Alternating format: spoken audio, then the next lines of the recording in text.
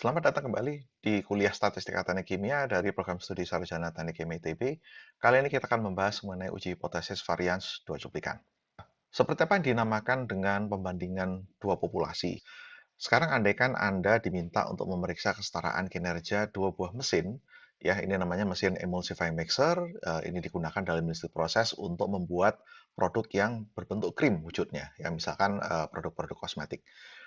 Nah, sekarang Anda diminta untuk menguji apakah mesin A dan mesin B ini kinerja outputnya setara atau tidak.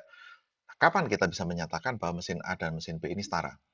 Kembali ke konsep statistika deskriptif, ingat mengenai besaran-besaran penciri populasi yang kita singkat dengan istilah CV dot ya, ukuran pusat, kemudian lebar sempitnya sebaran, bentuk distribusi, adanya outlier atau tidak, kemudian bagaimana sifat-sifat tersebut berubah terhadap waktu. Hanya jika semua penciri populasi ya itu setara antara mesin A dan mesin B, baru kita bisa mengatakan bahwa mesin A itu kinerjanya setara dengan mesin B. Dan ini harus kita lakukan untuk semua karakteristik dari produk yang kita anggap penting. Nah, sekarang dalam contoh ini misalkan kita anggap bahwa sifat yang penting adalah viskositas produk. Jadi kalau kita ingin mengatakan bahwa viskositas produk dari mesin A dan B ini setara satu sama lain, CV dot-nya harus setara untuk viskositas produk. Di sini dalam bab ini kita akan meninjau salah satu saja yaitu lebar sempitnya sebaran. Untuk membuktikan apakah dua populasi itu memiliki varians yang setara, maka kita melakukan uji hipotesis yang dinamakan uji F. Nah, uji F ini asumsi dasarnya adalah bahwa kedua populasi dari mana cuplikan itu diambil, itu harus terdistribusi secara normal. Kalau tidak, distribusi F-nya tidak berlaku. Nah, pernyataan hipotesisnya serupa dengan yang sebelum-sebelumnya. H0 itu dinyatakan sebagai bahwa varians populasi A setara dengan varians populasi B. Oke, sementara hipotesis alternatifnya bisa menggunakan tanda lebih kecil, lebih besar, atau tidak sama dengan. Nah, kemudian statistik ujinya dinamakan F0. F0 ini merupakan perbandingan dari dua buah varians. Kita atur agar varians yang kita pasang sebagai pembilang itu lebih besar daripada penyebut. Oke, sehingga nilai F-nya menjadi lebih besar sama dengan 1,0. Karena demikian, maka uji F ini otomatis selalu berupa uji satu sisi sebelah kanan. Ya, karena memang bentuknya, karena nilai F itu tidak mungkin lebih kecil dari 1,0. Kalau Anda menggunakan definisi ini. Nah, hati-hati dengan referensi yang Anda hadapi termasuk software-software yang memiliki fasilitas analisis statistik. Belum tentu mereka menggunakan aturan begini. Ya, jadi tidak menutup kemungkinan buku atau software yang Anda gunakan itu memungkinkan uji F itu adalah uji satu sisi sebelah kiri kah atau uji dua sisi. Jadi berhati-hati bagaimana definisi F0 tadi. Oke. Nah, jika hipotesis ditulis dalam F, maka berubah menjadi seperti demikian ya. H0-nya, F0-nya sama dengan 1, varians A sama dengan varians B, kemudian H1-nya, F0-nya lebih besar dari 1, yang artinya varians A tidak sama dengan varians B. Kemudian nilai kritik F Anda cari dari tabel F ya sebagai fungsi dari tingkat keberartian alfa, dan derajat kebebasannya sekarang ada dua buah. Nu1 ini maksudnya adalah, maaf ini harusnya A ya, bukan 1 ya, supaya konsisten.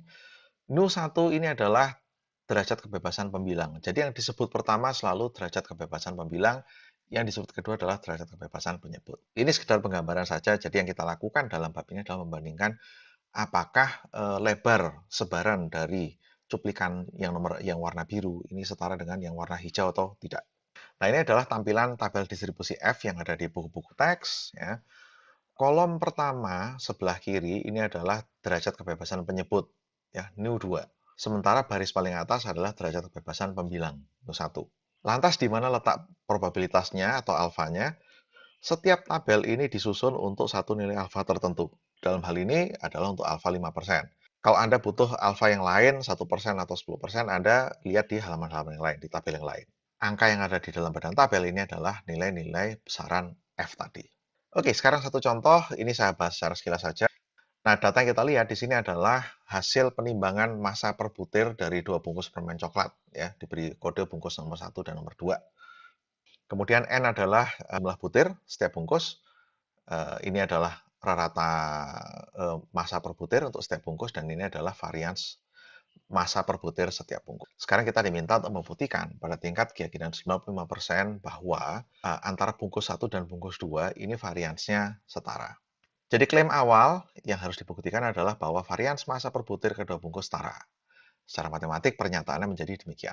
Nah, jika pernyataan nomor satu atau klaim awal tadi salah, maka yang menjadi benar adalah yang ini, ya, bahwa varians A tidak sama dengan varians B.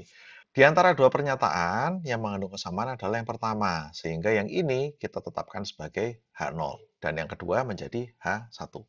Maka pernyataan hipotesisnya menjadi demikian. Kemudian berikutnya kita hitung statistik ujinya. Ingat, statistik uji selalu dihitung dari data cuplikan, bukan dilihat dari tabel. F0-nya, varians besar dibagi varians kecil adalah menjadi 1,043. Kemudian nilai kritik variabel F pada alfa 5%, ya, ingat alfa 5% itu adalah sama dengan tingkat keyakinan 95%, ya. Oke. Kemudian probabilitas satu sisi saja karena kita menggunakan uji F satu sisi. Kemudian derajat kebebasan pembilangnya adalah 26 dan penyebutnya 29. Ya, masing-masing N-1. Sehingga didapat nilai kritik F-nya adalah 1,818. Nah, situasi ini kalau kita gambarkan dalam sketsa distribusi F, ya, ini adalah nilai kritiknya 1,818, yang ini ya. Dan ini yang hijau, panah warna hijau, ini adalah statistik uji 1,043. Ini adalah daerah penolakan H0 yang sebelah kanan dari F kritik dan sebelah kiri dari F kritik adalah daerah non penolakan H0. Dengan demikian, statistik ujinya terletak di dalam daerah non penolakan H0. Kesimpulan, tidak terdapat cukup bukti untuk menyangkal kesetaraan varians antara bungkus nomor 1 dan bungkus nomor 2. Dan saya tutup kuliah mini dengan menampilkan foto orang ahli statistik. Ini adalah Ronald Fisher, dan yang saya garis bawahi adalah nama Fisher. Jadi asal muasal dari distribusi F adalah dari singkatan nama belakang Profesor Fisher ini. Beliau adalah ahli statistik yang merumuskan atau menemukan distribusi F dan fungsinya dalam pembandingan varians dua buah populasi.